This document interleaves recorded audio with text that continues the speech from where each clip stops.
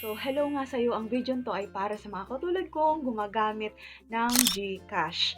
Dahil napaka-in-demand ng GCash ngayon, talagang usong-uso siya gawa ng maaari tayong makapag-send and makareceive ng pera nang walang kahirap-hirap. And dito rin tayo maaari makapag-bayad ng mga bills at kung ano-ano pang mga bayarin.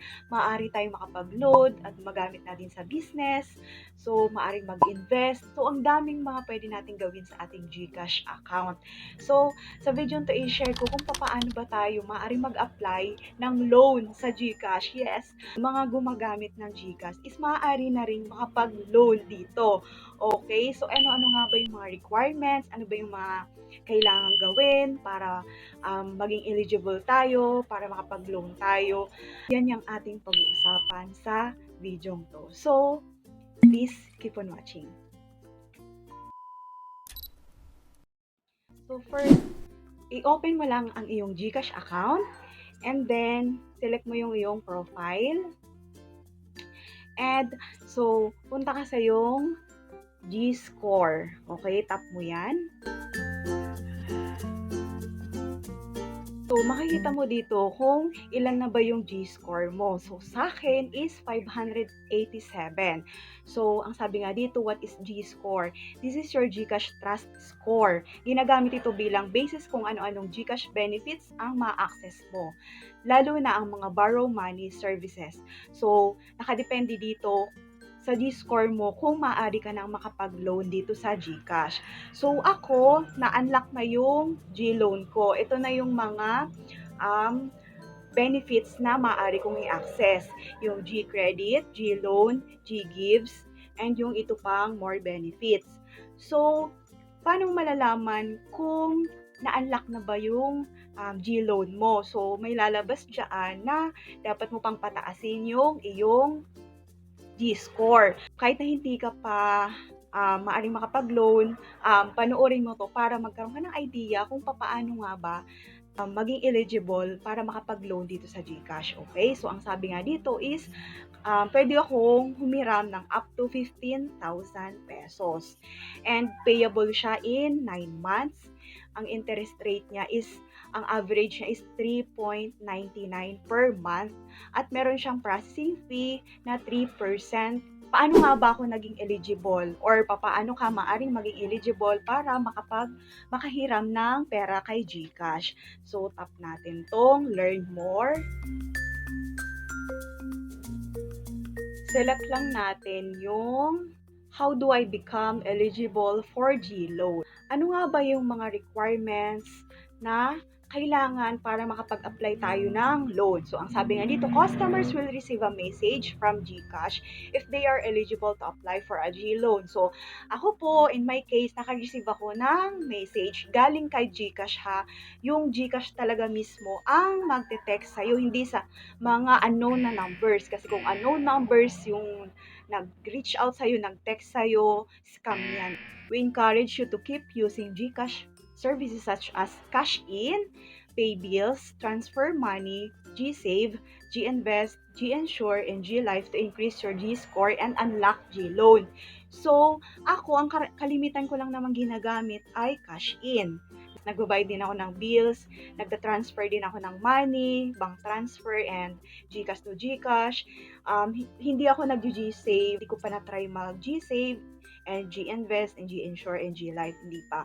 Pero, nag-unlock na yung G-loan ko. So, kahit ito lang muna yung gawin mo, kumbaga, lagi kang mag-cash in, magbayad ng bills, and mag-transfer ng money, maaari ding ma-unlock yung G-loan mo katulad sa akin.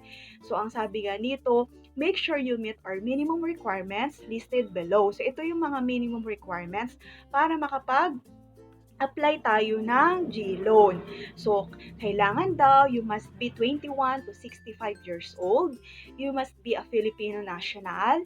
Your GCash profile needs to be fully verified via the GCash app using any of the following ID. So, ako po, verified na yung GCash account ko. So, kailangan ikaw, i-verified mo na din yung GCash account mo. So, ito yung mga ID na tinatanggap nila. Driver's license, passport, postal ID, PRC ID, SSS ID, UMID, Voters ID, Pag-ibig ID, and PhilHealth ID. So, hindi dito nakalagay yung national ID. So, akong ginamit ko po national ID. Okay naman siya. So, kaya na-verified na yung GCash app ko. So, then, sabi nga dito, you have a good credit record and did not commit any fraudulent transaction. So, kailangan maganda yung credit record mo. Kumbaga, halimbawa, umuutang ka sa iba-ibang mga lending application, tulad ng mga tala, kung ano-ano pa, or naglo-loan ka ng mga gadgets. Kailangan malinis yung record mo. Your eligibility is subject to credit risk rules and policy. Maintain a good G-score. Bakit kaya hindi pa available yung G-loan sa ibang mga GCash account? Okay, so ito daw yung mga various reasons. Una, you do not meet G-loan minimum eligibility requirements. And pangalawa, G-loan is not yet available for your account. Customers will receive a message from GCash if they are eligible to apply for a G-loan. So katulad ko, naka-receive ako ng message galing sa GCash na maaari na akong makapag-loan. You already have an existing G-loan. Dahil nga, sabi dito, you can only have one G-loan at a time. So, isang beses lang tayo maglo-loan. So, for example, natapos na yung loan mo, nabayaran mo na, I think, pwede ka na mag-loan ulit. So, kailangan mo nang tapusin yung mahulugan yung loan natin. Paano nga ba maaaring makapag-apply ng G-loan? So, itap mo yung sa may GCash account mo, itap mo yung borrow. And pangalawa, tap G-loan. And pangatlo is tap get started. So pang-apat is input muna natin yung loan amount, then select natin kung ano ba yung purpose ng pag-loan natin, pang business ba natin yan. And then tap na natin yung get this loan. So step number 5, review your loan terms, then tap continue. Step number 6, review your personal information, then tap next. And then step number 7, agree to the data privacy agreement, then tap submit. Step number 8, agree to our loan agreements, then tap continue. Step number 9, check the amount you will receive from GCash, then tap confirm. Step number 10, input the OTP sent by GCash, then tap submit. So may send na OTP dun sa ating number. Okay, ang GCash ang magsisend nun and i-input lang natin yung OTP.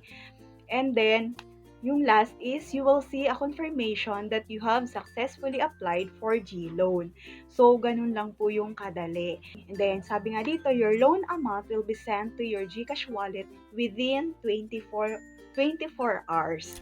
So, alam mo na kung paano ka maaaring makapag-loan dito sa GCash. And I hope nakatulong sa iyo yung video kong to. And kung oo, kindly like and subscribe sa aking YouTube channel for more tutorial videos. So, maraming salamat sa panonood. See you again sa aking next upload. Bye!